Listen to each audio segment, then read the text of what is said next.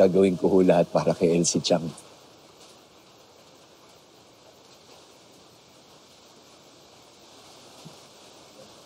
Pero sa ngayon, no,